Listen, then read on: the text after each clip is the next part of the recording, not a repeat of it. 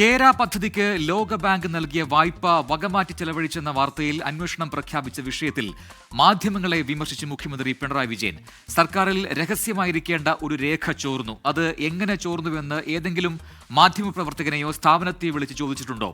സർക്കാരിന് എങ്ങനെ ചോർന്നു എന്ന് അന്വേഷിക്കാൻ ബാധ്യതയില്ലേ എന്നും മുഖ്യമന്ത്രി ചോദിച്ചു. സർക്കാർ തലത്തിൽ രഹസ്യമായിരിക്കേണ്ട ഒരു രേഖ അത് പരസ്യമായി വരുന്നു. എങ്ങനെ ഇത് ചോർന്നോ? ഏതെങ്കിലും മാധ്യമപ്രവർത്തകനെ വിളിച്ച് ചോദിച്ചോ? ഏതെങ്കിലും മാധ്യമപ്രവർത്തകനെ വിളിക്കാൻ വേണ്ടി ചുമതലപ്പെടുത്തിയോ? ഏതെങ്കിലും മാധ്യമത്തോട് അതിനെക്കുറിച്ച് അന്വേഷിച്ചോ? സർക്കാർ തലത്തിൽ അതിനെക്കുറിച്ച് അന്വേഷിച്ചിട്ടുണ്ടേ. എങ്ങനെ ചോർന്നോ എന്നത് മനസ്സിലാക്കേണ്ട ബാധ്യത സർക്കാരിൻ്റെ. ആർ ശ്രീജിത്ത് തിരുവനന്തപുരത്തും ചേർന്ന് കൂടുതൽ വിവരങ്ങളുമായി. ശ്രീജിത്ത്, ഈ രീതിയിലുള്ള പ്രതികരണം മുഖ്യമന്ത്രിയിൽ നിന്ന് എന്താണ് ഈ ഘട്ടത്തിൽ ഉണ്ടാവാനുള്ളൊരു കാരണം? ഇതിപ്പോൾ ചോർന്നതാണോ വിഷയം, അതല്ല ഇത്തരത്തിലൊരു ക്രമക്കേടുണ്ടെങ്കിൽ അത് പുറത്തായതിലെ പ്രശ്നമാണോ? എന്താണ് മുഖ്യമന്ത്രി ഈ വിമർശനം കൊണ്ട് ഉദ്ദേശിച്ചത്? ശ്രീജിത്ത്, തിരുവനന്തപുരത്ത് നടന്ന സീനിയർ ജേർണലിസ്റ്റ് ഫോറത്തിന്റെ ചടങ്ങിൽ ഉദ്ഘാടന പ്രസംഗം നടത്തുമ്പോഴാണ് മുഖ്യമന്ത്രി ഈ പ്രതികരണം നടത്തിയത്.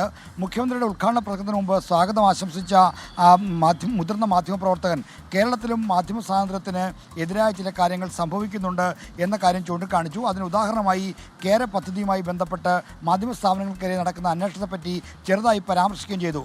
അങ്ങനെയാണ് എഴുതി തയ്യാറാക്കിയ പ്രസംഗത്തിൽ നിന്ന് മാറി മുഖ്യമന്ത്രി ആ കാര്യങ്ങൾക്ക് മറുപടി പറയാൻ തുനിഞ്ഞത്. ഇത് കേട്ടാൽ പിന്നെ എങ്ങനെയാണ് മറുപടി പറയാതിരിക്കുക എന്ന ആമുഖത്തോടെയാണ് മുഖ്യമന്ത്രി ഈ പ്രതികരണങ്ങൾ തുടങ്ങിയത്.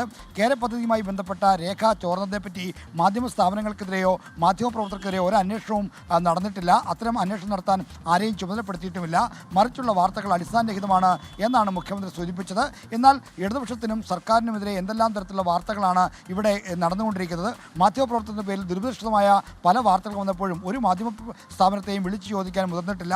മാധ്യമ സ്വാതന്ത്ര്യം ഭാവിയിലും നിലനിൽക്കണമെന്ന കരുതലോടെയാണ് സർക്കാർ ഇടപെട്ടുള്ളതെന്നും മുഖ്യമന്ത്രി സൂചിപ്പിച്ചു. എന്നാൽ ഈ സ്വാഗത പ്രാസംഗികന്റെ മാധ്യമ സ്വാതന്ത്ര്യത്തിൽ കേരളത്തിലും പ്രശ്നങ്ങളുണ്ട് എന്ന പരാമർശമാണ് മുഖ്യമന്ത്രിയെ പ്രകോപിപ്പിച്ചത്.